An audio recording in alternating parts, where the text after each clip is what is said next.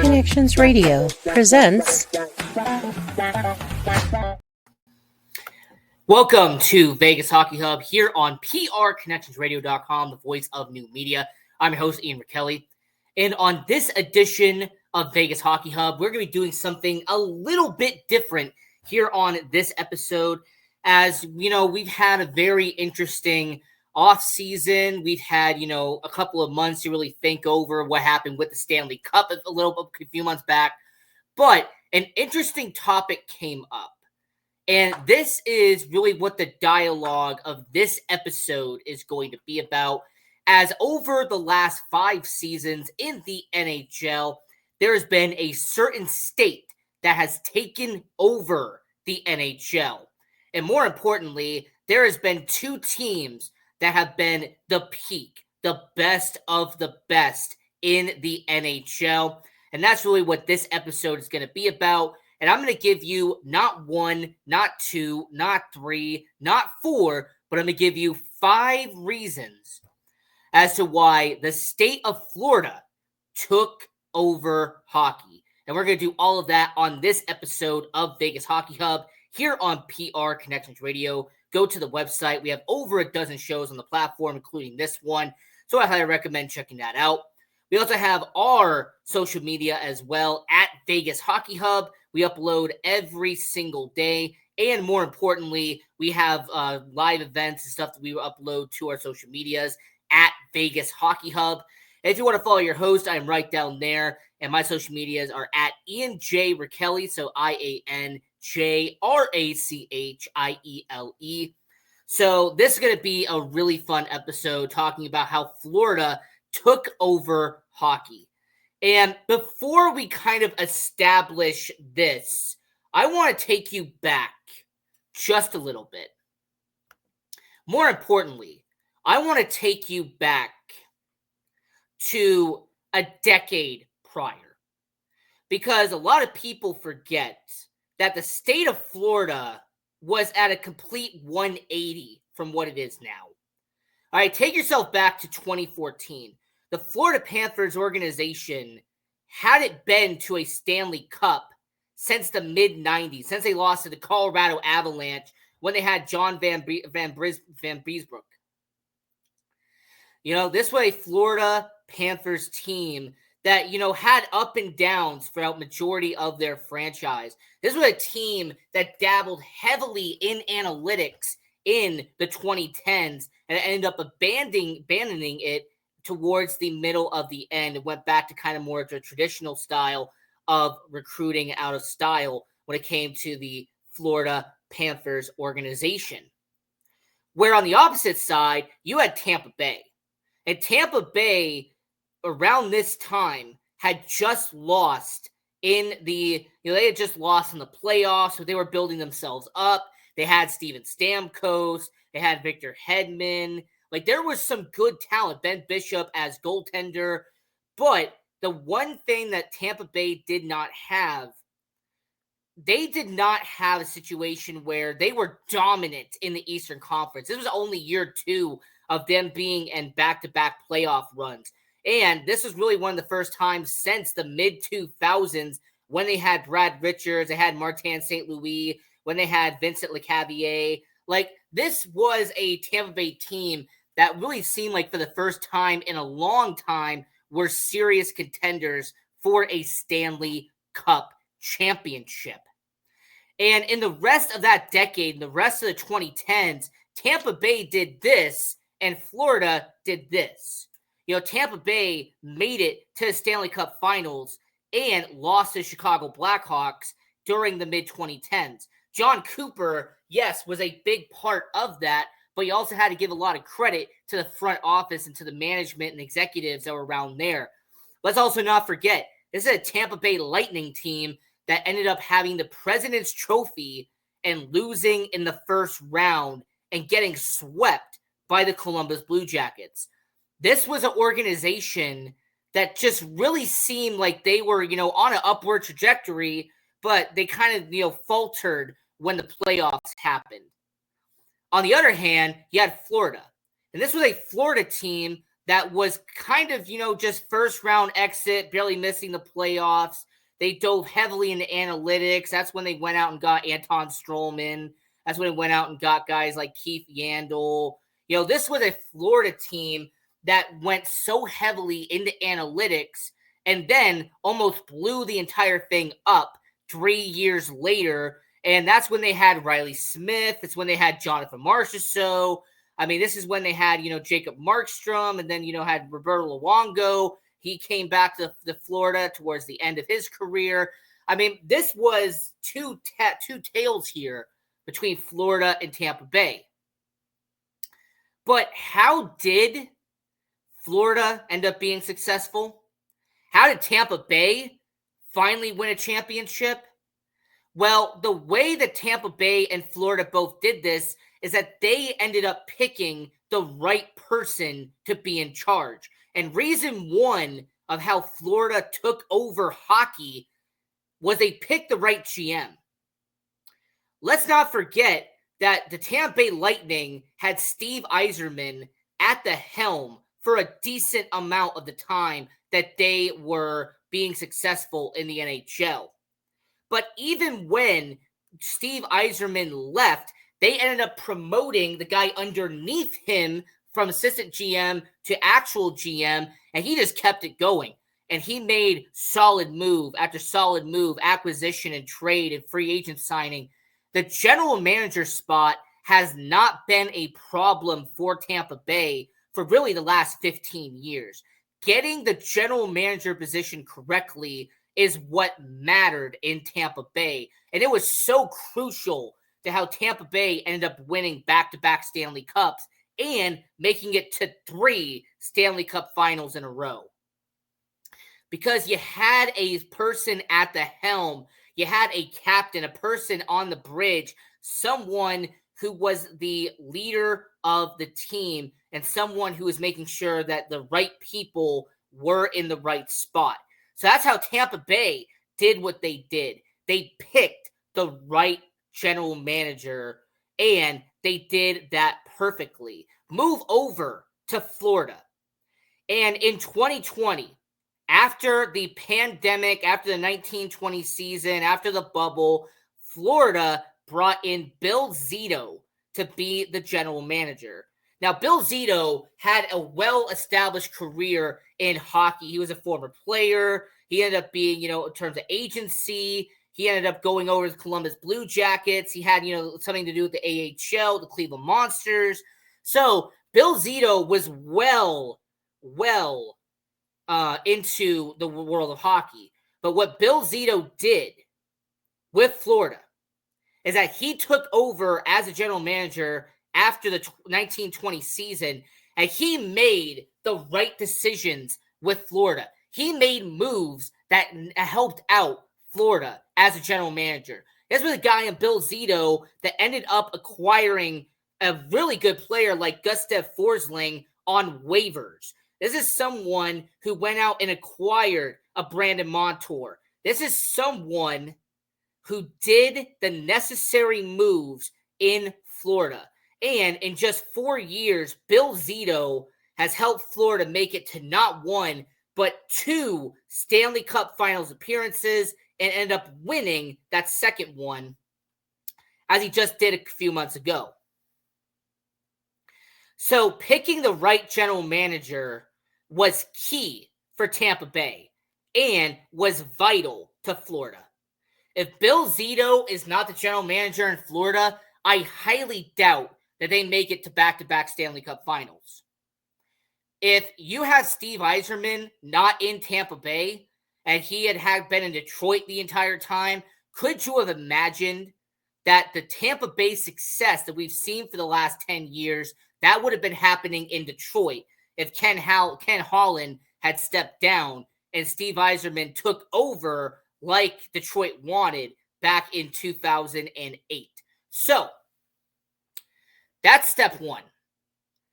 Picking the right general manager was vital for Tampa Bay and for Florida. And on this episode of Vegas Hockey Hub, where we're talking about how the state of Florida took over hockey. The reason one was that both teams picked the right general manager. And the second reason as to why Florida and Tampa Bay ended up making it to a Stanley Cup is because their draft classes and their farm system and the people that they developed and they recruited and they scouted, it mattered to Florida. It mattered to Tampa Bay. Now, I know a lot of people poke fun at our Vegas Golden Knights because we trade away a lot of our draft picks. This is a Vegas Golden Knights team that's had first-round picks traded almost every single year. That's been the joke here in Vegas. I get it. But in Tampa Bay, their first-round picks turned into very successful players during their era.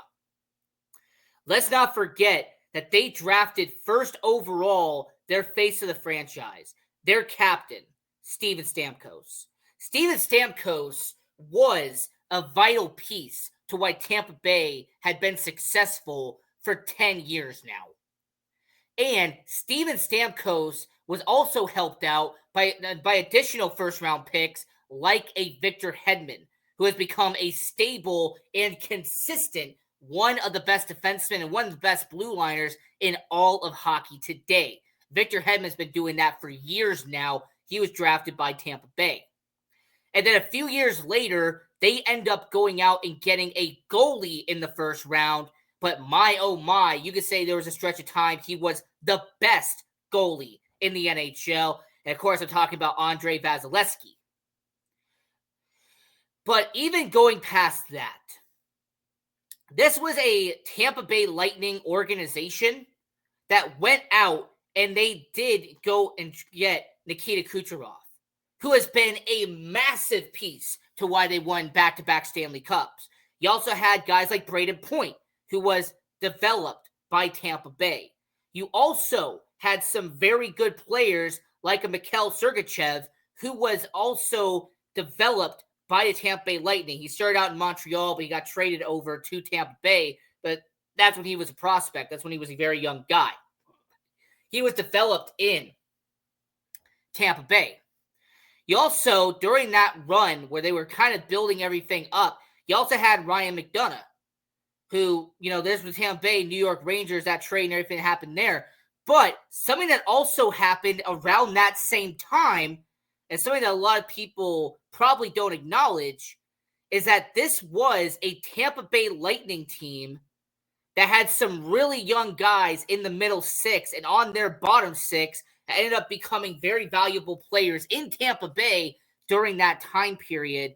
And it's just really interesting to see how all those young guys ended up becoming a very good part of that back-to-back Stanley Cup championship team out there in Tampa Bay. Well, let's move over to Florida. Because when it came to Florida's draft classes, the first ever draft class that Bill Zito had, the 2020, 2021 season, that ends, and then you end up having a situation where the Florida Panthers have this influx of young talent. You have a first-round pick like Anton Lundell, who has actually become a very good member of Florida. You also had a young goaltender named Devin Levi, who they ended up trading with a first-round pick for a core piece of Florida's team in Sam Reinhart. So the way Sam Reinhart got to Florida, thanks to Devin Levi and a first-round pick. There's also a team that ended up going out and trading a draft pick and getting Brandon Montour, which was a good, solid part of their defense. He was part of that.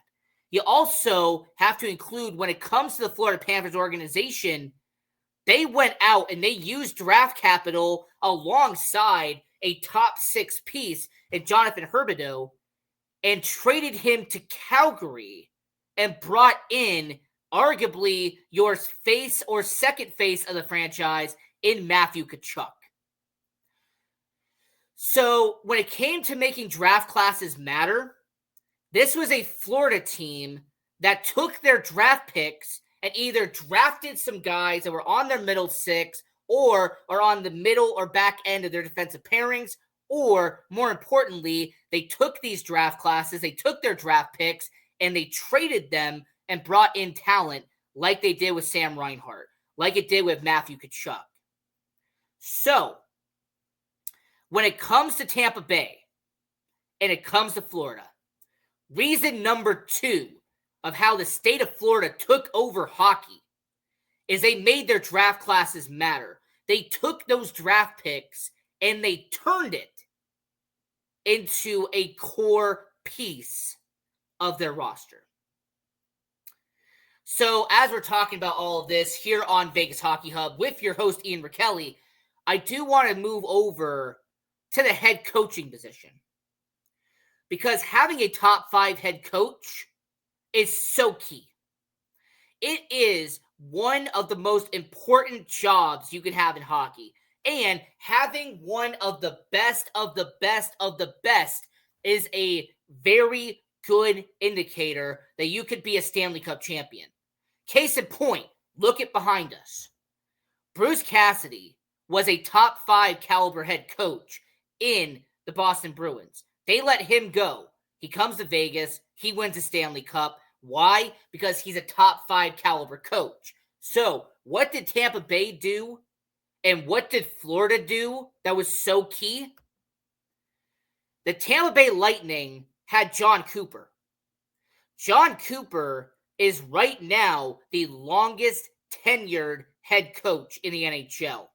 And the reason why he's the longest tenured head coach, why he has been around for a decade plus now, is because he is among the best in the NHL. He gets the most out of his players, his system, his style. John Cooper is a major part of why Tampa Bay won back-to-back cups, because the system that he put into place in Tampa Bay helped utilize what Andre Vasilevsky could do in net. What John Cooper did is he took a system and created it to make defensemen become a big developing part of that team. And in terms of the top 6, they did a lot of good in Tampa Bay, and John Cooper's system had a lot to do with that. I'm talking about Braden Point, talking about Nikita Kucherov, I'm talking about Steven Stamkos.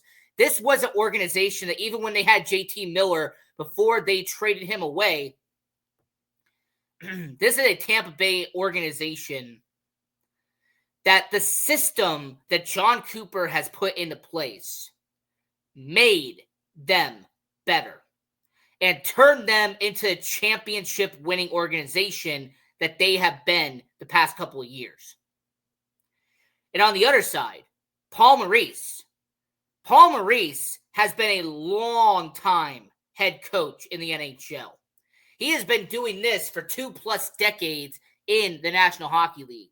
You know, he had been out there in Carolina. He had been in Winnipeg. You know, he had been in a bunch of places before landing in Florida after the scandal in 2021 where Joel Quenneville was dealing with the Chicago Blackhawks situation, the sexual assault situation out there in Chicago. Joel Quenneville was let go. Andrew Brunette came in, and they won the President's Trophy.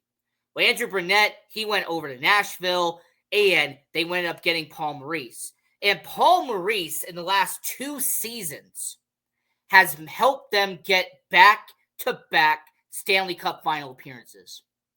Paul Maurice's system and the way that he instructs his team and the way he organizes the roster and the way that he builds up those lines on the forwards, on defense, and in net, Paul Maurice is one of the smartest people in hockey.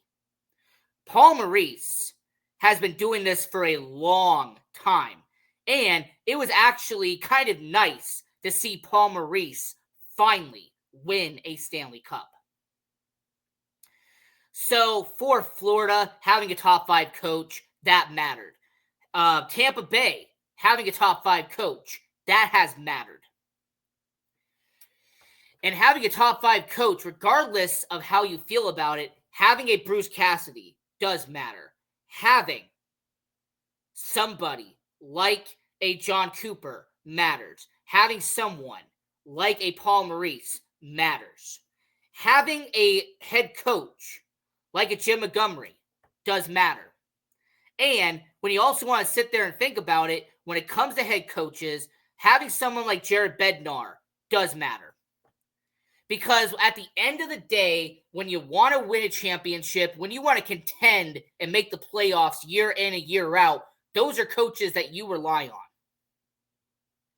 Those are 5 coaches that you can trust to get you to the playoffs every year. And those are 5 coaches that if I was starting an NHL franchise, I am making them my head coach tomorrow. So when it comes to top 5 head coaches, having a top 5 coach is what made Tampa Bay successful and what has made Florida successful. But that's not the only reason. Now, if you are a hockey fan, you have heard this debate over and over again. Does great goaltending make a team, or does great defense make a good goalie? In other words, does a great goaltender help with a good defense, or does a great defense help with a good goalie? Well, both Tampa Bay and both Florida has proven that to have a great goaltender on top of a good defense will make you a Stanley Cup champion. And moving over to Tampa Bay, I briefly talked about him earlier, but Andrei Vasilevskiy had a 3-year stretch where he was the undisputed best goaltender in hockey.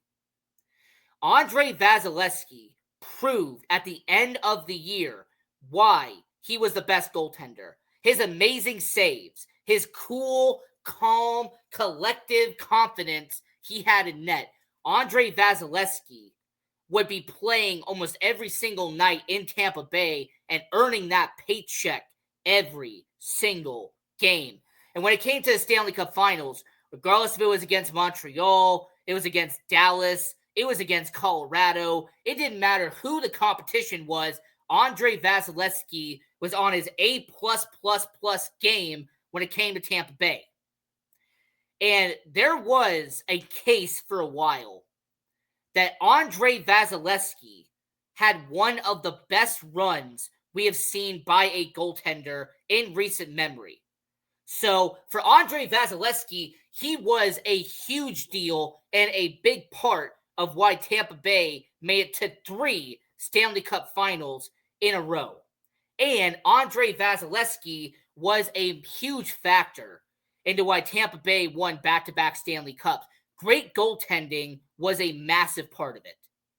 And then when you move over to Florida, when in free agency, they made that acquisition and they signed Sergei Bobrovsky to that massive deal, there was some backlash originally. A lot of people thought, was this going to pan out? Was this going to be a good move at the end of the day? But what ended up happening is that after some struggles at the beginning, Sergei Bobrovsky earned that paycheck and then some because of his performances the last 2 playoffs.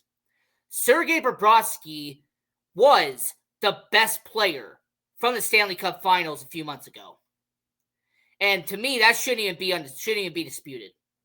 What Sergei Bobrovsky did in the first 3 games of the Stanley Cup Finals against Edmonton, he performed on his head, on his chest, on his legs, on his equipment, on his feet, on his skates. It didn't matter. Sergei Bobrovsky was making save after save after save. And that is what Sergei Bobrovsky did. And the reason why is because of how great Sergei Bobrovsky has been. It didn't matter if it was out there, when it came to Philadelphia, when it came to Columbus, now when it comes to Florida. Sergei Bobrovsky has been an elite goaltender for a long time now. And funny enough, by the way, to kind of connect this back to it, when Sergei Bobrovsky earned that contract with Florida, who did he beat the prior postseason? Oh yeah, Tampa Bay. So when it comes to great goaltending, Sergei Bobrovsky, big part of that. Andrei Vasilevskiy, definitely a part of it. And that really shows you how valuable great goaltending is. And if you are in that camp of great goaltending helps a good defense win a Stanley Cup, you have two examples right here.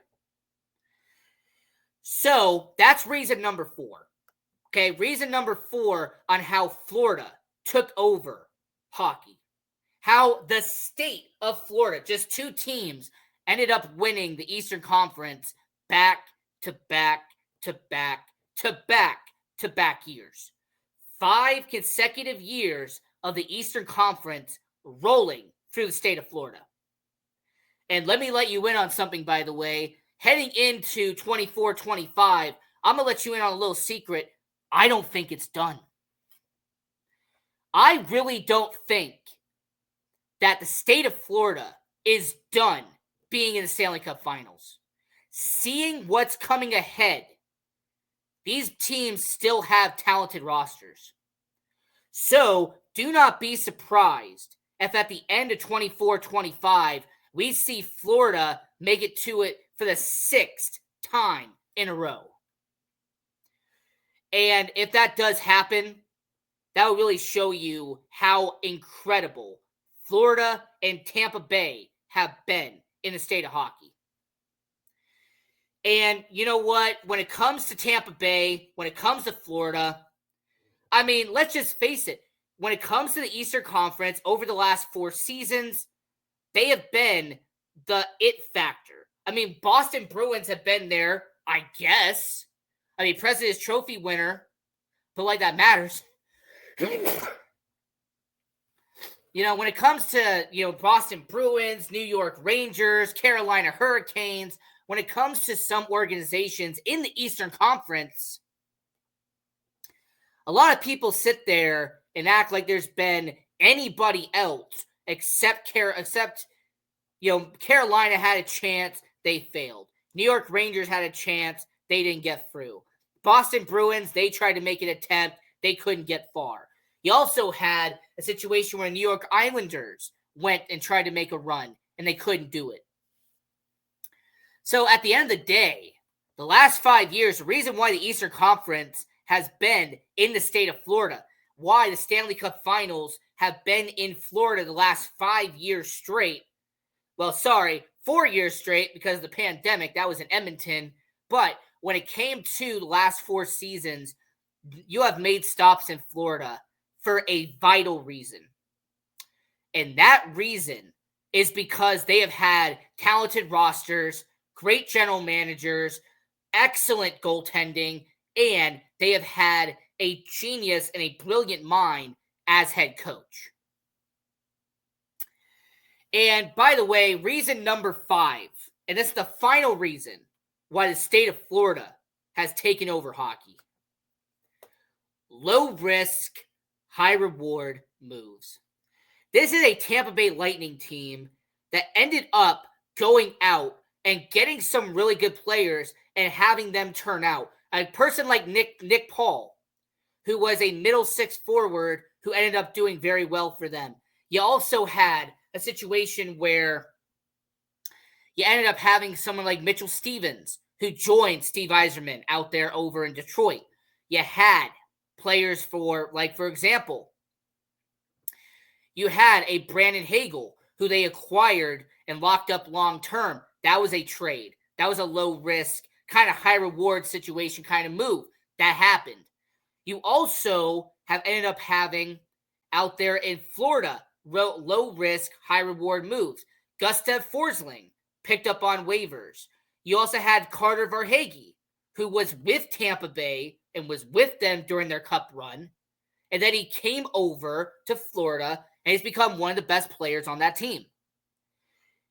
So overall, when it comes to both of these teams, they made those low risk, high reward moves, and it benefited mightily for them.